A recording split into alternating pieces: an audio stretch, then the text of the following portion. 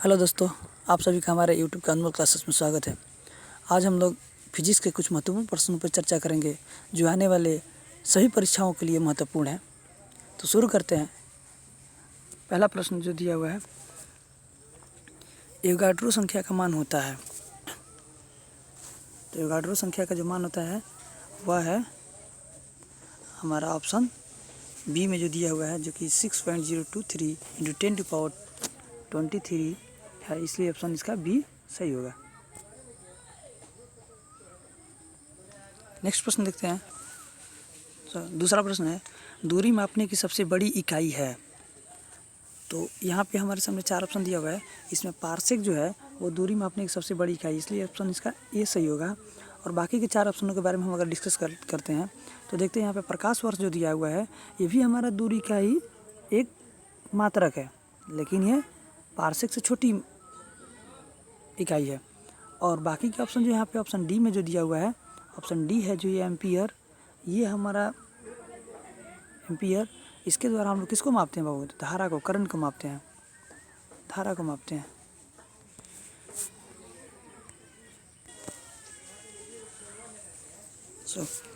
अगला प्रश्न देखते हैं।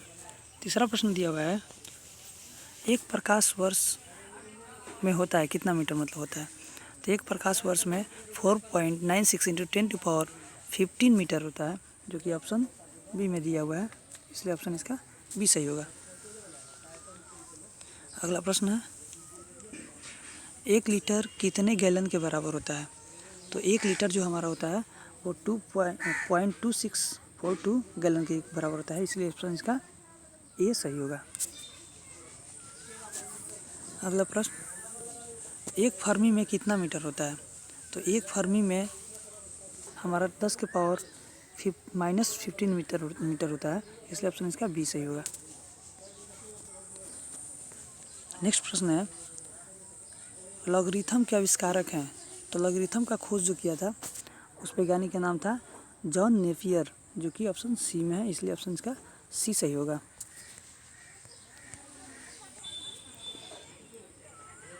अगला प्रश्न है, क्वांटम सिद्धांत के प्रतिपादक हैं।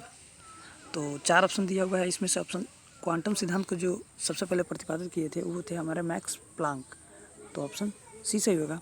अगर बाकी के 4 ऑप्शनों के बारे में थोड़ा हम डिस्कस करते हैं तो हम पाते हैं देखिए क्या चीज़, यहाँ पे जो एडिसन दिए हुए हैं, ये एडिसन जो है हमारे एडिसन, इन्होंने ही सबसे पहले बल्ब का खोज किया था। किस चीज़ का? तो बल्ब का। एडिसन जो है वो बल्ब का खोज किए थे सबसे पहले। और बाकी के 2 ऑप्शन के बारे में डिस्कस करते हैं। तो जैसा कि न्यूटन के बारे में हम सब जानते हैं, न्यूटन ने सबसे पहले फोर्स अर्थात बल के बारे में चर्चा किए थे, बल का मतलब खोज किए थे। और नेक्स्ट जो ऑप्शन है यहाँ पे कूलम, तो कूलम जो है वो 2 आवेशों के बीच लगने वाले बल के बारे में खोज किए थे। जैसे Q1 एक आवेश है और Q2 कोई दूसरा आवेश है, तो इन दोनों आवेशों के बीच में जो बल लगता है उसी के बारे में इन्होंने खोज किया था, उसी को जो होता है F = 1/4πε0 × Q1 Q2/r²। इन्होंने इस व्यंजक का प्रतिपादन किया था। अगला प्रश्न देखते हैं। 8वां प्रश्न दे रहा है, वायुमंडल की आर्द्रता को मापने वाला यंत्र है। यहाँ पे हमारे सामने 4 ऑप्शन दिया हुआ है, इसमें से कौन एक ऐसा यंत्र है जिसके द्वारा हम वायुमंडल में आर्द्रता होती है उसको मापते हैं?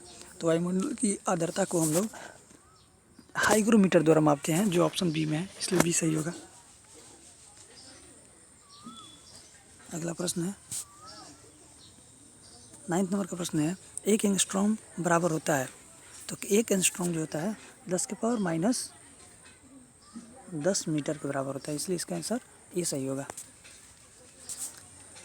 अगला प्रश्न, पृथ्वी के उपग्रह का कक्षीय वेग निर्भर करता है। तो इस प्रश्न का आंसर होगा वो होगा कक्ष की त्रिज्या पर निर्भर करता है, इसलिए इसका आंसर ई होगा। 10वें प्रश्न का आंसर ई होगा। अगला प्रश्न देखते हैं, घड़ी की चाबी में संचित ऊर्जा है। तो घड़ी की चाबी में हम लोग संचित ऊर्जा देते हैं, वह है हमारा स्थितिज ऊर्जा, सी सही होगा इसका आंसर।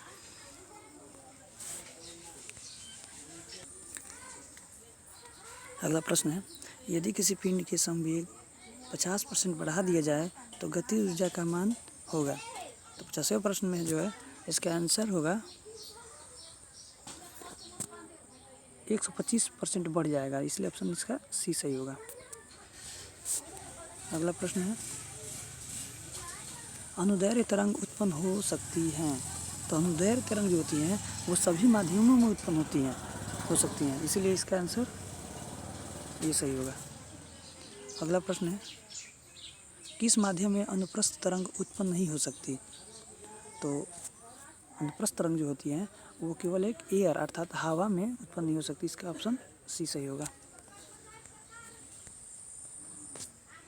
अगला प्रश्न है प्रतिबल और विकृति का अनुपात कहलाता है। तो प्रतिबल और विकृति का अनुपात जो है वह कहलाता है प्रत्यस्तता गुणांक, इसलिए इसका आंसर ये सही होगा। अगला प्रश्न देखते हैं। अगला प्रश्न है पनडुब्बी आधारित है।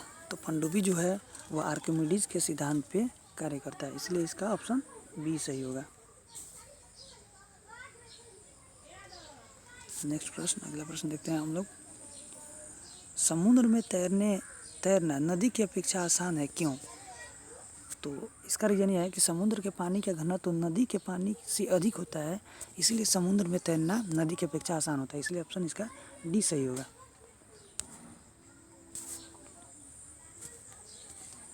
अगला प्रश्न, नेक्स्ट प्रश्न है तरंग अश्रव्य कही जाती है जब उसकी आवृत्ति होती है। तो वह तरंग जब नहीं सुना जा सके वो है हमारा 20 हर्ट्ज से कम होती है, तो उसे अपश्रव्य तरंग कहते हैं, इसलिए ऑप्शन इसका डी सही होगा। अगला प्रश्न देखते हैं। यदि तरंग की लंबाई का मान आधा कर दिया जाए तो ध्वनि का वेग होगा।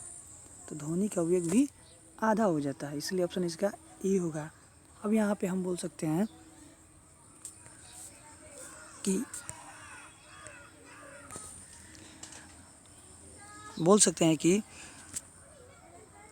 जो है तरंग की जो लंबाई है वो मान लीजिए कि एल है और वो समानुपाती है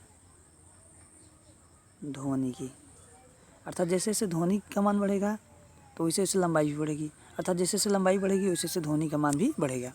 अगला प्रश्न देखते हैं। ध्वनि तरंगे हैं, तो ध्वनि तरंगे हमारी अनुप्रस्थ तरंगे हैं, इसलिए 20वें प्रश्न का आंसर हमारा ये होगा। अगला प्रश्न देखते हैं। गोलीय दर्पण की फोकस दूरी उसकी वक्रता त्रिज्या की होती है।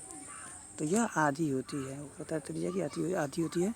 जैसा कि हम लोग जानते हैं कि F equal to lens formula में पढ़े हैं, एफ इक्वल टू क्या होता है बाबू R/2। इस तरह देख रहे हैं कि फोकस दूरी जो है वह वक्रता त्रिज्या की आधी होती है। अगर मैं यहाँ बोलता कि वक्रता त्रिज्या होती है तो फोकस दूरी की दुगुनी होती है, ये भी बन सकता था। अगला प्रश्न देखते हैं। उत्तल दर्पण द्वारा बना प्रतिबिंब होता है। तो उत्तल दर्पण द्वारा बना प्रतिबिंब काल्पनिक और सीधा होता है, इसलिए ऑप्शन इसका सी सही होगा। अगला प्रश्न देखते हैं हम लोग। अगला प्रश्न है फोटोग्राफिक कैमरे का अभिदृश्यक लेंस होता है। तो फोटोग्राफिक कैमरे का अभिदृश्यक लेंस जो होता है वो हमारा उत्तल लेंस होता है, इसलिए ऑप्शन इसका बी सही होगा। अगला प्रश्न है E=mc² को प्रतिपादित किया था। E=mc² सबसे पहले किसने खोज किया था, इसका फाउंडर कौन है। तो इसको खोज करने वाले वैज्ञानिक थे वो है आइंस्टाइन, इसलिए इसका ऑप्शन बी सही होगा। अगला प्रश्न है थोरियम का नाभिक को बदला जा सकता है। तो थोरियम के नाभिक को बदला जा सकता है प्लूटोनियम में, इसलिए ऑप्शन का बी सही होगा।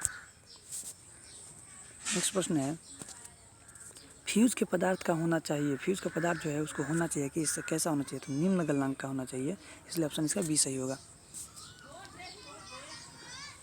अगला प्रश्न है निम्न विद्युत चुंबकीय तरंगों में किसकी आवृत्ति अधिकतम होती है।